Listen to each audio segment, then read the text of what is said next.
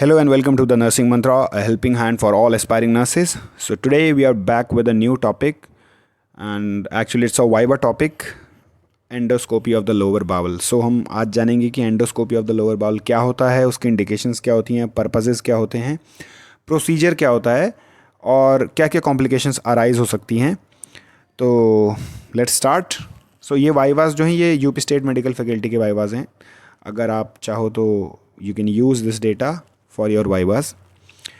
Then सबसे पहले हम देखते हैं डेफिनेशन क्या है. डेफिनेशन क्या है लोअर बावल एंडोस्कोपी की. See it is a diagnostic and a therapeutic procedure use to visualise the inner lining of the rectum and colon using a flexible endoscope.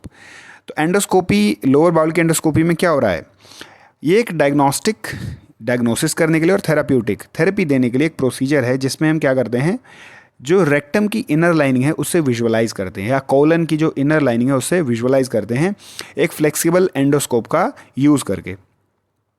तो इसमें क्या होता है, इसमें this involves the insertion of a flexible tube. इसमें क्या होता है कि एक हम फ्लेक्सिबल ट्यूब इंसर्ट करते हैं विद द कैमरा. उस ट्यूब में कैमरा भी है, ठीक है. उसे इंसर्ट करते हैं हम एनल पैसेज से, ठीक है, एनल पाथवे से उसे हम इंसर्ट करते हैं ताकि हम रेक्टम कोलन और समटाइम्स जो एंड पोर्शन होता है स्मॉल इंटेस्टाइन का उसे भी विजुअलाइज कर सकें, इसलिए हम उसे इंसर्ट करते हैं. देन हम आ जाते हैं इसके पर्पसेस या इंडिकेशंस. इन पे देखो पर्पसेस क्या है. देखो पर्पस में क्या है कि तो examine the colon for abnormalities. अगर कोई कोलन रिलेटेड एबनॉर्मेलिटीज़ हो रखी हैं पेशेंट को तो उसे एग्जामिन करने के लिए हम करते हैं. देन उसके बाद diagnosis and treatment of GI issues. अगर कोई गैस्ट्रो इंटेस्टाइनल इश्यूज़ पेशेंट को हो रहे हैं, जीआई ट्रैक्ट के इश्यूज़ हो रहे हैं, तो उसे भी डायग्नोसिस करने के लिए we can do this procedure. अब इसके इंडिकेशंस क्या हैं. देखो सबसे पहले है क्रोनिक डायरिया या कॉन्स्टिपेशन, अनएक्सप्लेन्ड एब्डोमिनल पेन जिसका कॉज ना पता चल रहा हो, ऐसा पेन हो रहा है, एब्डोमिनल पेन हो रहा हो तो, रेक्टल ब्लीडिंग हो रही है अगर तो, आयरन डिफिशिएंसी एनीमिया है तब भी हम करते हैं. Then family history of colorectal cancer, अगर कोलोरेक्टल कैंसर का फैमिली हिस्ट्री है तो कर सकते हैं.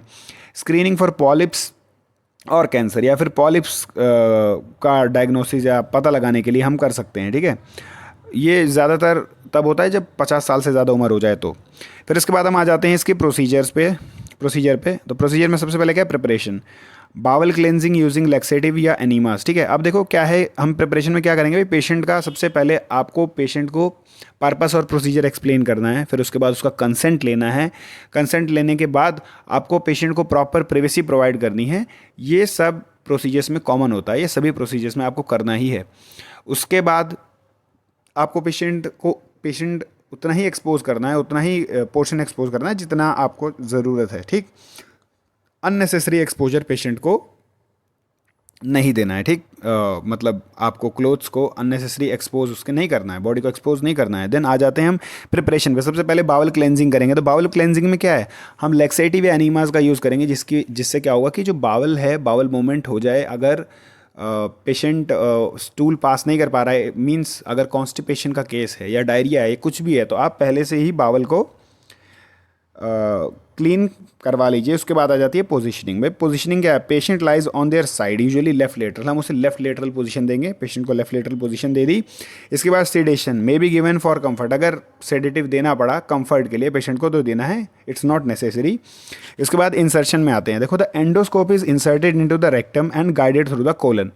अभी क्या है कि एंडोस्कोप आपको फिजिशियन ऑब्वियसली प्रोसीजर करेगा, आपको उसे पास करना है कि भाई एंडोस्कोप आप फिजिशियन को पास करोगे, असिस्ट करोगे, और आपको पेशेंट को इंस्ट्रक्शंस देनी है कि आप जो है स्लोली ब्रीथ करिए, और आपको थोड़ा डिस्कम्फर्ट, माइल्ड डिस्कम्फर्ट फील होगा, उसे फास्ट रिफ्लेक्स नहीं दिखाना है जिसकी वजह से कोई इंजरी कॉज हो सकती है, ठीक है.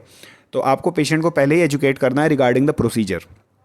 उसके बाद इंस्पेक्शन करना है. The doctor examines the bowel lining on the video screen. तो सामने वीडियो लगी रहती है कैमरा के थ्रू कनेक्टेड, वो जो फिजिशियन होता है वो सामने देख लेता है. इसके बाद इंटरवेंशंस में क्या है, इंटरवेंशन में क्या है, अगर भाई कोई कैंसर है तो आप बायोप्सी ले सकते हो, पॉलिप हो तो उसका रिमूवल कर सकते हो, ट्रीटमेंट फॉर ब्लीडिंग लीजन्स में भी डन. तो ये सब करना है. इसके बाद आपको क्या करना है, पेशेंट का जो रेक्टल और एनल एरिया है उसे भी क्लीन करना है. पेशेंट को जो है प्राइवेसी प्रोवाइड करके रखनी है, कॉन्फिडेंशियलिटी मेंटेन करनी है पेशेंट की, पेशेंट को कंफर्टेबल पोजीशन देनी है, लास्ट में डॉक्यूमेंटेशन करनी है, एंड दैट्स इट.